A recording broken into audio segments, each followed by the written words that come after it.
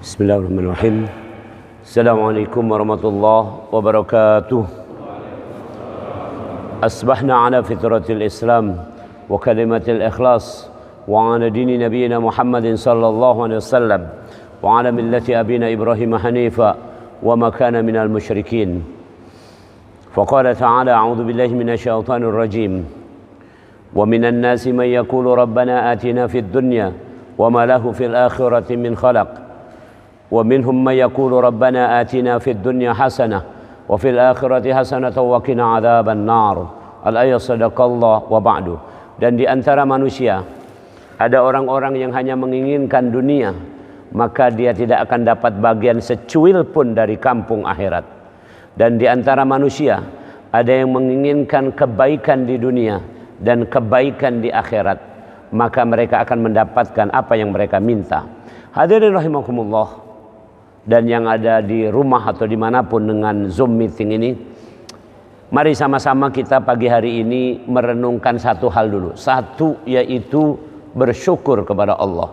Bersyukur kepada Allah. Syukur itu ada 5. Yang pertama, bersyukur masih punya makanan atau materi. Kita punya materi yang masih melimpah, ya, masih melimpah. Itu bersyukurnya. Yang kedua, bersyukur kita masih bisa, akal kita ini setiap hari menerima ilmu. Artinya ada ilmu. Karena tanpa ilmu hidup ini nganar. Tanpa ilmu hidup ini tidak jelas. Dengan ilmu akan menjadi jelas. Nanti saya akan terangkan salah satu dampaknya dari masalah ilmu. Terutama misalnya di masa pandemi ini banyak orang tidak berpatokan pada ilmu. Oke. Yang ketiga, bersyukur bahwa kita ini sehat. Maka dalam konteks pandemi, saya Satgas Covid Sumatera Selatan, ya, saya juga salah satu di antara sedikit ahli di Indonesia masalah ini. Bahwasanya yang dimaksud sehat itu adalah sederhana saja, ya, sederhana saja ini. Yang dimaksud sehat itu, satu, orangnya tidak lemes. Artinya kalau mampu ke masjid ini berarti sehat. Yang kedua, nafsu makan ada. Tadi kalau yang tidak sahur berarti tidak sehat nih. Tapi yang sahur berarti sehat karena makan. Yang ketiga, yang namanya sehat ini adalah tidur tadi malam tanpa minum obat tidur. Sudah itu saja. Dan patokannya protokol kesehatan adalah yang sehat yang boleh berkumpul. Yang sehat boleh ke masjid, yang sehat boleh ke pabrik, ke kilang, ya, ke tempat bisnis, ke pasar dan sebagainya. Yang sehat, yang sedang tidak sehat silahkan untuk istirahat. Begitu saja, mudah kok itu. Nah, ini masalah sehat. Nikmat yang keempat adalah, ya, namanya nikmat iman. Inilah yang membedakan. Ini yang membedakan. Orang yang beriman nilai hidupnya dimulai dari angka 1. Orang yang beriman. Orang yang tidak beriman hidupnya 0. Tidak pernah bergeser dari 0. Ya, disebut di Al-Quran haba'an mansura. Ada tapi seperti fata morgana. 0. Jadi misalnya nih, orang kaya tidak beriman, maka kekayaannya dikali 0 sama dengan 0. Orang berkuasa tidak beriman, kekuasaannya dikali 0 sama dengan 0. Ya.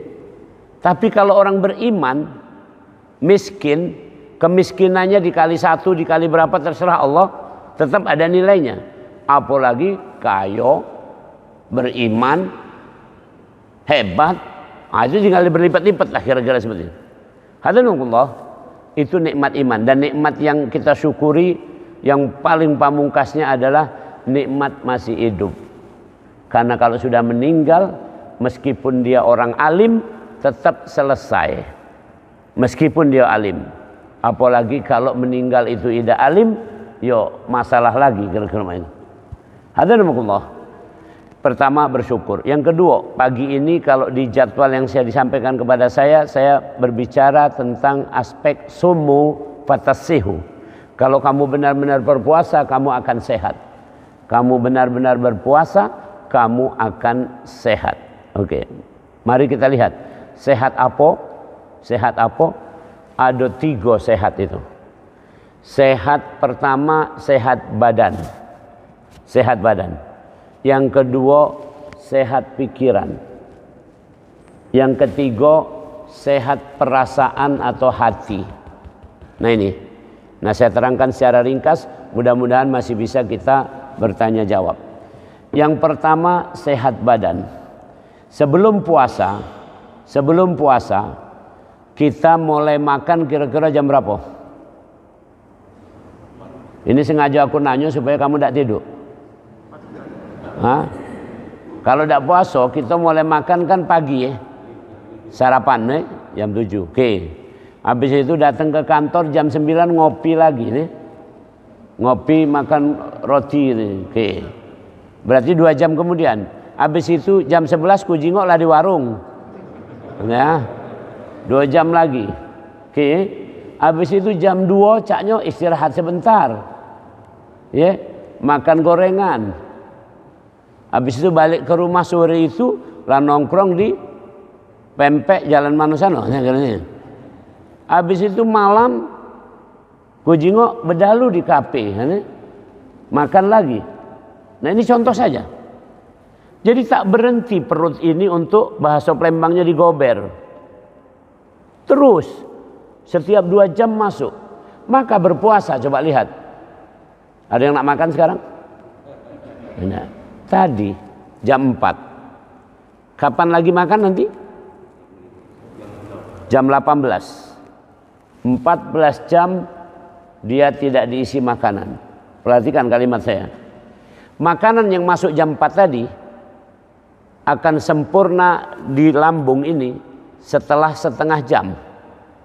Jadi sebelum subuh tadi sudah hancur di sini. Sudah dalam bentuk cairan.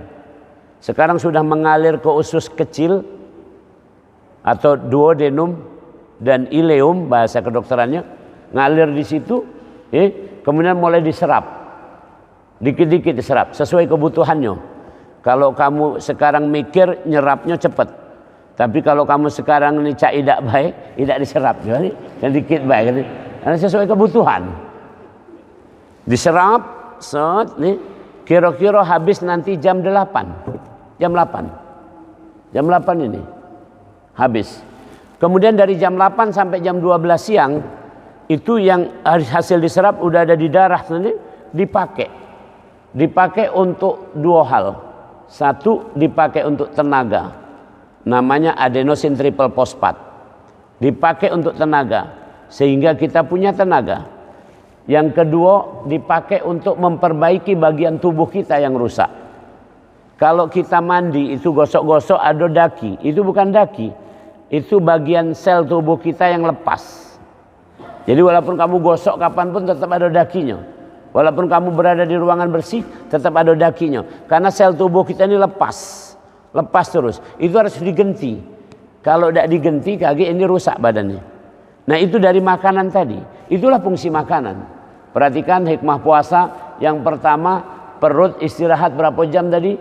Kira-kira 14 jam. Alhamdulillah. Kalau perut pacak ngomong, dia akan ngomong mak ini. Cek, mau kasih cek. Selama ini aku bergebuk, gawe terus. Mak ini aku pacak istirahat. Lumayan, pacak Zoom meeting aku. Kira-kira mak itu. Kan yang Zoom meeting ini sambil tidur-tiduran kan? Kira-kira mak itu. Oke. Subhanallah. Yang kedua, bahwasanya dengan kondisi badan seperti itu, maka untuk reparasi badan ini akan bagus. Ibarat bengkel, kita masuk bengkel berapa jam itu. Yang ketiga, tadi jam 12 makanan sudah habis total, udah di mano dipakai kalau. Maka jam 12 sampai jam 6 sore, 6 jam, itu kita pakai cadangan. Cadangan kita ada di lever, di hati sebelah sini. Cadangannya dalam bentuk lemak. Ini dihancurkan, maka orang itu akan sehat. Saya punya pasien sekarang kena yang namanya fatty liver. Fatty liver. Fatty adalah lemak, liver adalah liver ini, hati ini. Jadi lemaknya numpuk di hati ini. Apa gejalanya? Mual, muntah, gemeter, keringat dingin, itu. Saya terangkan, ini bukan penyakit. Tetapi karena ada timbunan lemak di dalam lever ini. Ngapa mak itu, Prof? Karena kamu hidupnya lemak-lemak terus. Perhatikan kalimat saya. Maka Al-Quran mengatakan, ya ayyuhalladzina amanu hal adullukum ala tijaratin tunjikum min adabin alim tu'minuna billah wa rasulih wa tujahiduna fi sabilillah. Dua itu. Wahai orang-orang yang beriman, maukah engkau diberitahu tentang urusan yang bisa menyelamatkan kamu dunia akhirat? Mau ya Allah, jawabannya gitu. Yaitu kamu bersusah payah, sebelum bersusah payah kamu beriman. Beriman dan berjihad. Jihad itu susah payah. Jadi kalau kita bersusah payah, subhanallah. Saya tadi cerita sama anak saya. Aku kalau lagi pergi ceramah subuh ini, itu jadi ingat. Saya berkeliaran ceramah subuh ini kira-kira waktu itu yang mulai hampir setiap subuh itu kira-kira waktu itu koas atau dokter muda. Usianya waktu itu 22 tahun. Sejak 22 tahun, mak ini anak 50. Jadi akulah berkeliaran itu kira-kira 28 tahun nih. 28 tahun pagi ini. Jadi aku tercium lah mambu-mambu pasar, mambu-mambu bensin itu kan. Mambu-mambu solar. Duduk-duduk di mana kira-kira mak itu subuh mak ini. Kenapa? Kalau saya pikir-pikir itulah bersusah payah. Subuh, bangun, ngaji dan seterusnya. Susah payah itu tidak mudah. Lemak tak kalau subuhnya habis subuh ini tidur lagi? Lemak cek, ini jawabannya itu lemak itulah. Maka ulang ini. Sehat yang ketiga karena kita makan tadi apa? Dihancurkan seluruh lemak-lemak yang ada di hati ini. Maka kita menjadi insan yang bersemangat. Selanjutnya bahwasanya secara fisik orang yang berpuasa terbukti. Nih saya kasih contoh nih. Ini tangan saya lah nih. Tangan telunjuk saya panjangnya segini nih. Ini di dalam tubuh manusia ada zat namanya telomer. Telomer manusia itu sepanjang ini. Kaget kalau dia bertambah umur pendek. Ini pendek. Jadi pendek itu lama-lama pol habis di sini. Hilang ya. Nah, kalau sudah pol sampai sini dalam bahasa kedokteran itu namanya apoptosis atau cell death. Bahasa kedokterannya mudahnya mati. Jadi secara medis orang mati itu karena ininya mendek. Ini tidak bisa ditolak, pasti mendek. Ini pasti mendek. Cuman sekarang mendeknya dua cara. Ada yang mendeknya gancang, bahasa Palembang juga ini, biar mudah nih. Ada yang gancang, ada yang beguyur. Sekarang ku tanya, secara mudah, kamu pengen telomer kamu mendeknya begancang atau beguyur? Nah ini aku tanya. Begancang atau beguyur? Oke. Memendeknya ini ternyata bisa direm dengan bahasa Inggrisnya fasting, puasa. Jadi puasa ini menyebabkan ini mendeknya ya lama, ditahannya pelan-pelan. Ibaratnya cek beguyur baca, aku lagi puasa cek. Nah, jangan cepet-cepet mendek nih. Kalau yang tidak puasa begancang dia. Sudahlah, tuntas mamang ini, kira-kira itu. Nah, itulah puasa secara fisik. Sehat. Yang kedua, puasa secara akal. Ini akal. Akal kita ini mesti menjadi akal yang common sense. Orang Inggris mengatakan. Dalam bahasa Arab disebut al-wa'yu. Dalam bahasa Palembang waras. Waras, oke. Tadi badan sudah sehat, sudah. Sekarang badan sehat, pikiran tidak waras. Mak mana kira-kira? Ada tak pikiran tidak waras? Banyak.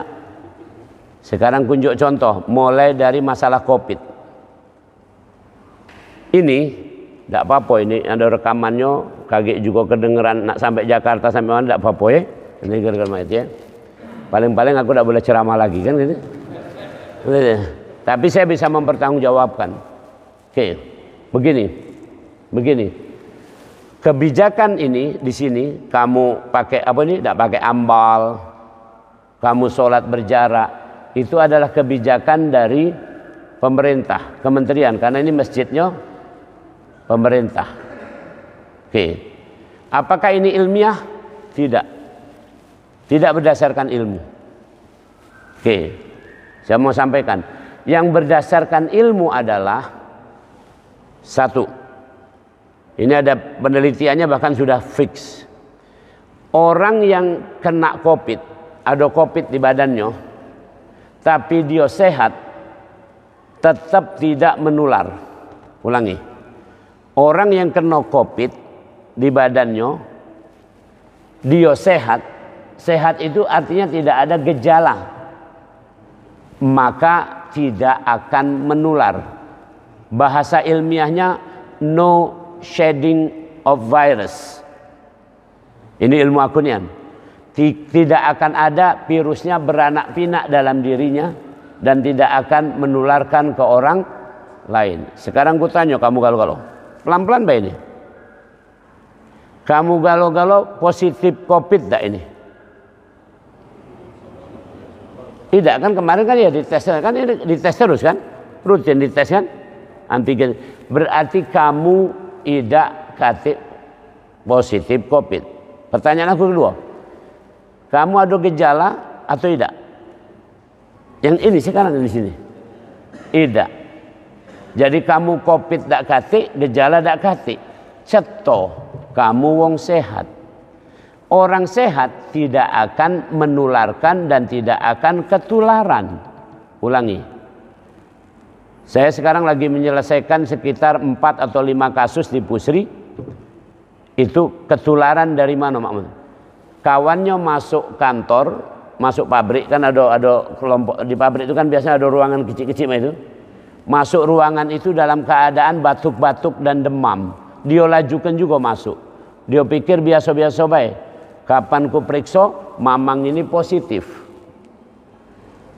Hari Seninnya seluruh kawan-kawannya itu, Jumat dia masuk. Seninnya seluruh kawan-kawan yang di ruangan itu sekitar 4 orang positif galau. Kenapa? Karena yang nularkan tadi ada gejala. Jadi kata kuncinya mudah saja. Asal kita ada gejala, jangan pergi kemana-mana. Gejala apa baik? Kecuali gejala buntu, kamu tetap pergilah. Nah itu baik.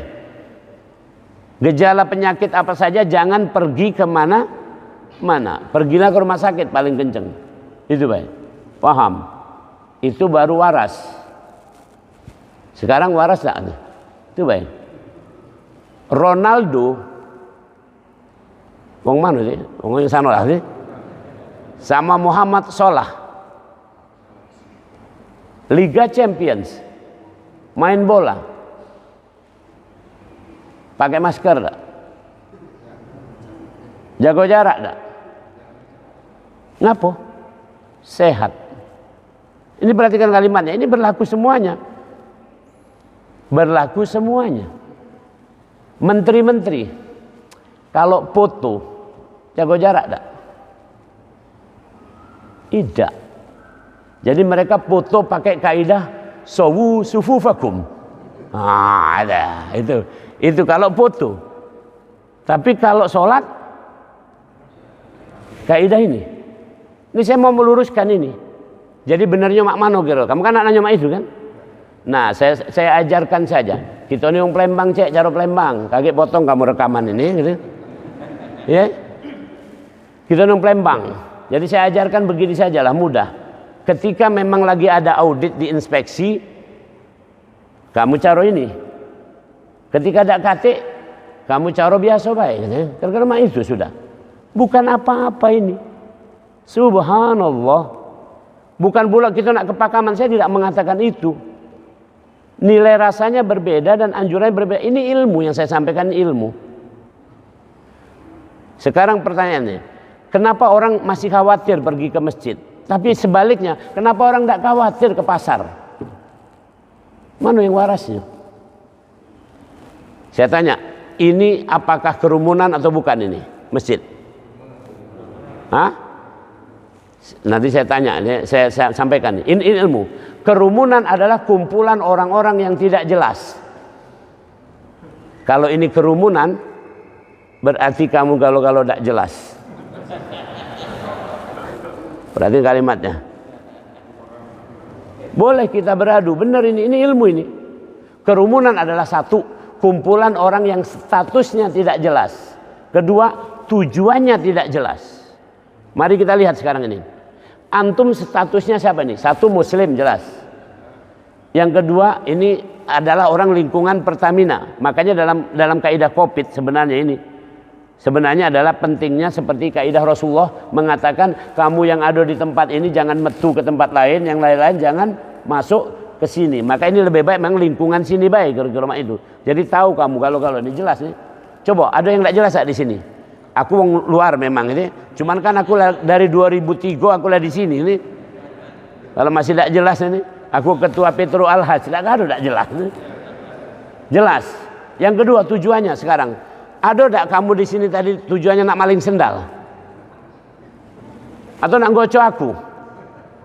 Ini. Jelas semua tujuannya dalam rangka sholat kemudian mendengarkan tausiah. Sekarang di pasar, siapa yang bisa memastikan? Ada pedagang, ada pembeli, copet? Yang nak bebala? Yang sedang sakit? Ada. Ini satu kasus, ada ibu-ibu sakit masuk ke pasar tetap. Rupanya ibu-ibu itu menderita Covid di pasar Kebon Semai Skip. Kami rawat di rumah sakit Muslim. Meninggal ibu ini. Seluruh yang di kawan-kawannya itu kami swab. Nih, kenapa ibu-ibu ini nekat tetap ke pasar? Karena itulah hidup dia. Kalau tidak ke pasar tidak makan dia. Tapi kalau sini kan option. Ini pengajian ini adalah sunnah.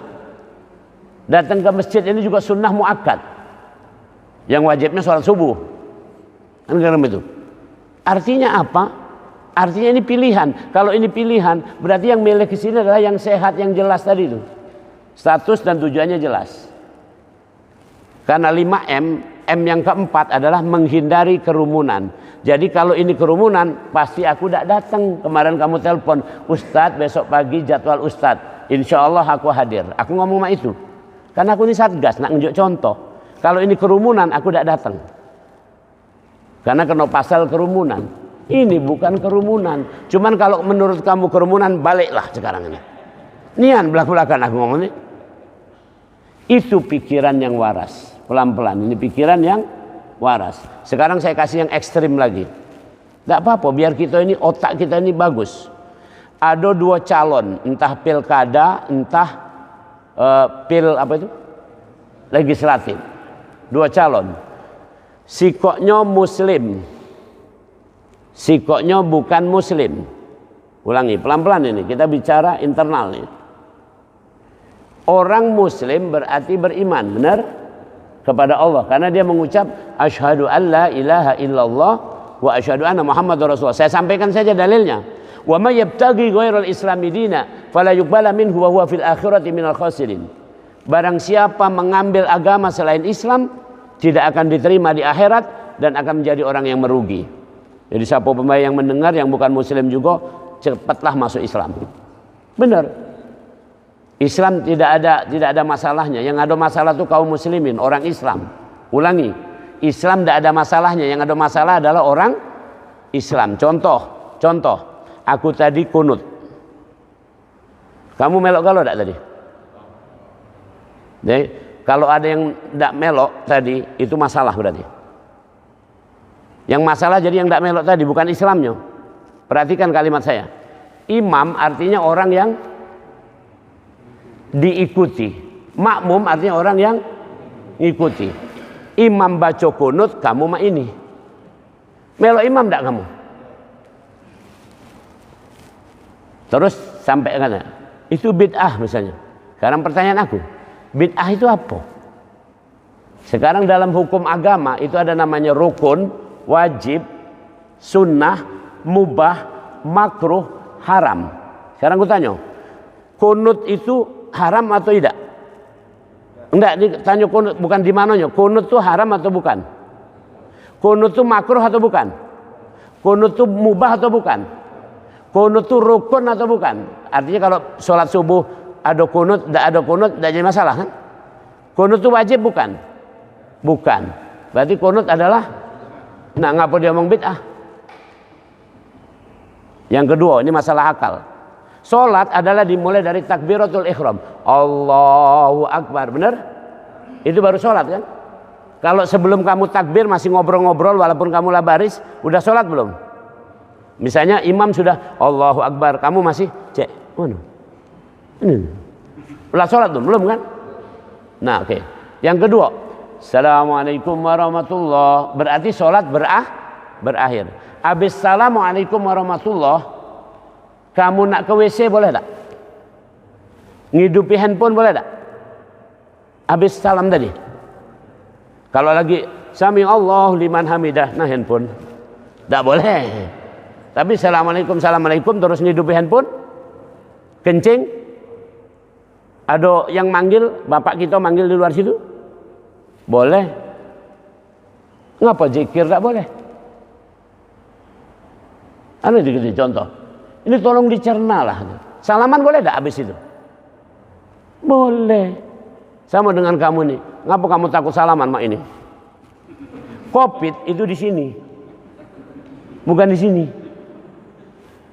Tadi kalau nak ngomongkan waras pikiran itu. Jadi kita tadi ada dua calon nih, Muslim sama bukan Muslim. Sekarang gue tanya. Sekarang karena kamu termakan isu berita, yang Muslim itu ada dituduh korupsi, yang bukan Muslim tidak dituduh korupsi. Aku lah ngomong tadi, orang beriman itu sejahat-jahat orang beriman ada amal, bener? Amalnya dikali iman masih ada nilainya. Sehebat-hebat orang kafir dikali berapa, dikali nol, hasilnya nol. Tak jero-jero kamu ini. Ya Rabbi Karim, ini akal. Jadi puasa ini nak sehat. Jadi habis puasa ini masih balik semula, aku tak tahu lagi sih. Jadi Islam ini bukan jelek. Yang jeleknya kaum muslimin ini yang salah memahami. Maka ada doa Nabi, Allahumma aslih li dini alladhi huwa ismatu amri. Ya Allah, perbaikilah agamaku. Agamaku itu maksudnya bukan agama Islam yang diperbaiki. Perbaikilah pemahamanku terhadap Islam. Supaya ismatu amri, terjaga semua urusanku. Ismah itu maksum, yang orang maksum itu nabi itu maksum, terjaga dari kesalahan. Jadi kalau kita paham agama kita tidak akan salah. Contoh, tarawih itu hukumnya apa? Sunnah, benar? Jadi satpam lagi jago hukumnya apa? Wajib. Jadi kamu jangan sekali-kali ngejek satpam. Weh pam, tarawih, jangan males-males, awak lah tua. Yang salah siapa? Yang ngomong ini tadi. Yang benar yang satpam. Kalau ada satpam sini kamu ngomong itulah kayak jawabannya nih. Cek, tarawih apa? Sunnah. Aku jago ini. Wajib, tinggi mana gitu. Jadi tolong dirunut itu. Ya Rabbi Karim. Ini ilmu. Rukun adalah sesuatu yang harus dikerjakan, tidak boleh diwakilkan. Kalau wajib boleh diwakilkan. Tunjuk contoh yang wajib nih. Ya, jadi kalau kita nyebut sholat subuh itu sholat wajib, sebenarnya itu rukun. Karena rukun Islam itu ada 5. Salah satu rukun ada 5 sholat. Itu. Tepatnya dia disebut rukun. Karena sholat tidak pacak diwakilkan. Ada yang nak wakilkan sholat? Cek nak kemana? Sholat subuh, wakil baik. Nah, tidak bisa. Rukun itu harus dikerjakan. Kata Nabi, tidak mampu berdiri, duduk. Tidak mampu duduk, baring. Tidak mampu baring, kedip-kedip, isyarat. Tidak mampu kedip-kedip, sholatkan. Selesai. Tidak bisa diwakil. Kalau wajib bisa diwakilkan. Contoh, haji, yang paling mudah haji.